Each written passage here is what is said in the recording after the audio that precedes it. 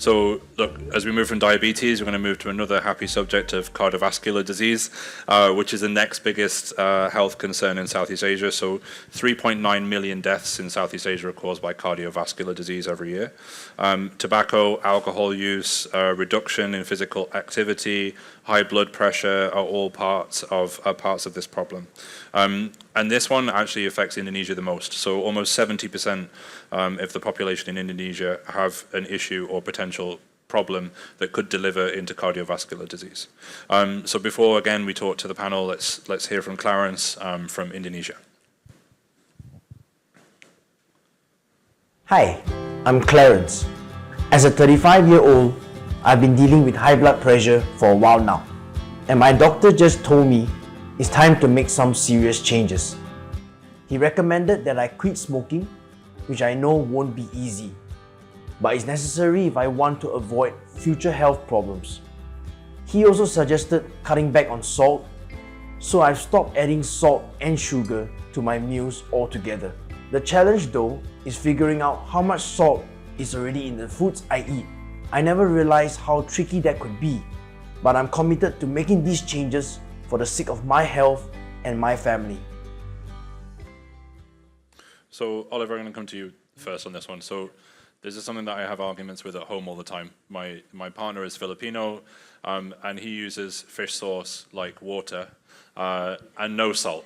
But in my mind, like, fish sauce also has salt, and is fish sauce and salt as bad as each other? And I also, when you see soy sauce and all the rest of the kind of the normal components of adding flavor to meals here in Southeast Asia, they all seem to be quite high in salt to me. Is that something that is an issue? And have you seen that more here than you have in other parts of the world? Yeah, like, I think the cultural palate for Southeast Asia is I wouldn't even say it's necessarily just higher in salt, but it's what I kind of reference as an attack palate. Like, levels of important balance features have to be quite high here. So, like, if something's hot and spicy, it needs to be hot and spicy. If something's salty, it needs to be salty. Sour, it needs to be sour. Whereas various cuisines in the world use these in much more muted fashions. I mean, you're famous for having the least well-seasoned food in the universe in the UK. Sorry, you're talking about the British? Yeah. So I think there is yeah, sorry, yeah, he's like just the English, yeah. But the cultural palate changes quite a lot, and I think the danger with salt in particular is that once you reach a certain level of saltiness in foods, everything else tastes bland, right? So coming back from a high salt cultural palate is maybe the trickiest of the sort of paths to navigate in food. I think this is a particularly difficult one for chefs because you want to take care of your customers, right? Like, even, you know, the most diabolical food service organization in the world still wants customers to be coming back, and so in some sense you want them to stay healthy. In some sense you want them to be able to come back as often as possible, so you can't spoon feed them too much negative stuff. But you can't be serving people bland food or food they perceive as bland, because then they're just never going to come back of their own volition, because it's awful to eat bland food. I'm sure we've all had the experience. So it is a really tricky one to dial back. And there are salts that are less salty than others.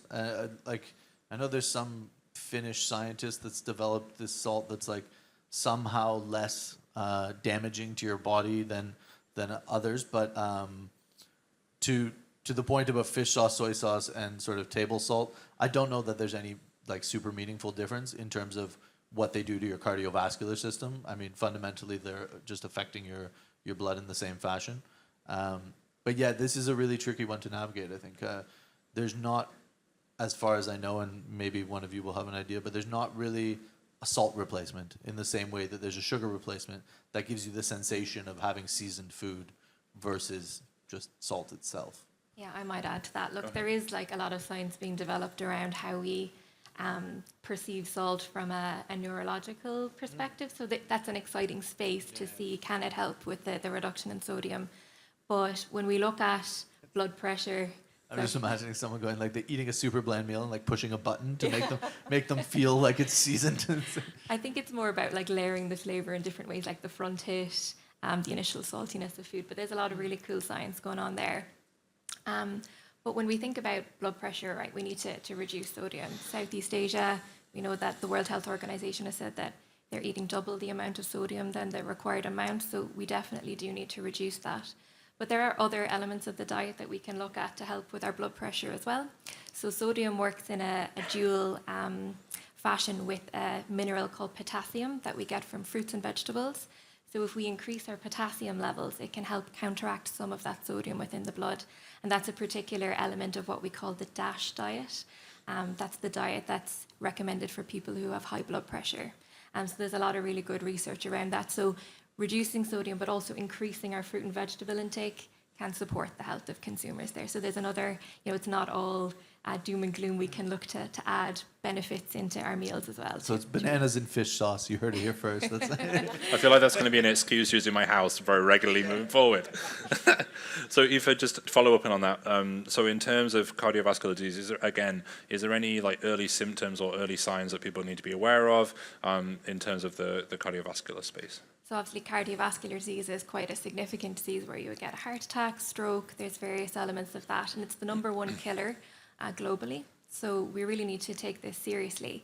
The main risk factor for it is high blood pressure. So measuring your blood pressure, being aware of it if it's increasing, and making lifestyle changes is really, really important. And I think we should all be trying to do that.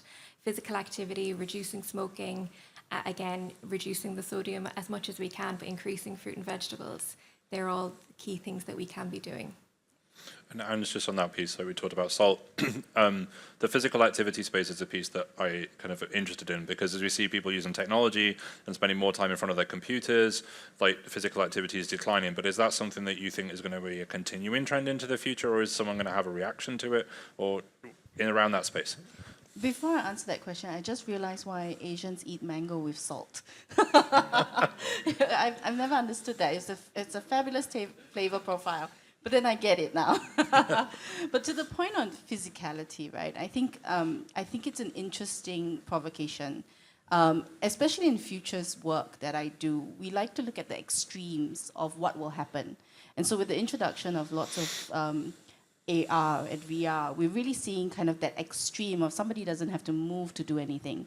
In fact, I think now the perfume companies are actually having such high quality simulation that you don't even have to move to smell something new, right? And so that's an extreme. But what really realistically happens is we kind of go into the moderate space, right? We entertain the extreme in order to understand the implications, but generally will end up in the moderate side. So what you see now is technology. I think Disney just launched a walking pad. So even in the AR, VR field, there's going to be a physicality. I just recently bought the VR goggles, and I was playing a zombie game for 20 minutes, and it was a full-out workout. So you start to see that happening a little bit more. So even if as we digitize more, the physicality of our experience will come in. But equally, those young people who are very, very honed on a digital stimulation, they are actually resorting to extreme sports in order to get equal dopamine highs, but also that physicality that they want to have in their day-to-day experience. So I don't think it's a kind of a black and white issue at the moment. I think we will have to continue to balance that, and we'll find ourselves calibrating towards personalization. So how much more walking do you need to do versus the person next to you? Or if you're doing extreme sports frequently, do you still need to walk up the stairs home? That kind of thing. And that's going to play a really big part in how people make decisions. And we talked about salt, and then we talked about the other good stuff, alcohol. So that's a leading factor. High consumption of alcohol causes potentially, right? Are people reducing? We see global consumption of alcohol in decline. Is that again something that you think is going to continue as a trend? And Ange, maybe you can on that one, and then Oliver, just to follow up around the restaurant space and people wanting mocktail versions of more non-alcoholic versions on the menu board. Yeah, the zero alcohol lifestyle is really taking root, particularly with young people. So I do think there is a case here for reduced alcohol.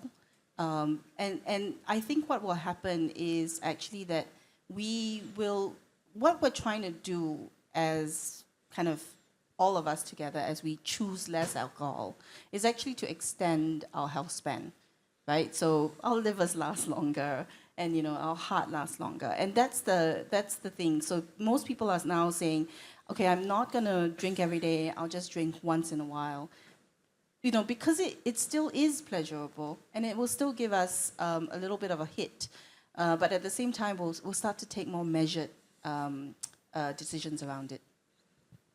Yeah, I think for the restaurant space, it's definitely something that, at least currently in North America, is like a very, very heavy focus point.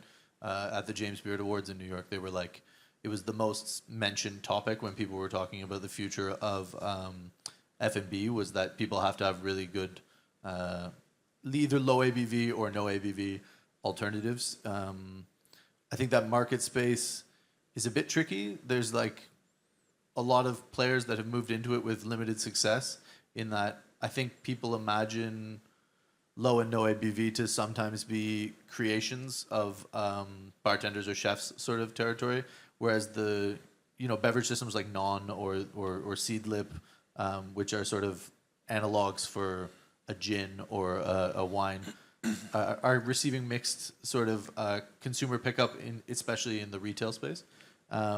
I did want to ask you a question. Do salt and alcohol work the opposite direction, right? Like one thickens and one thins? In Is it terms the of your case? blood? Yeah.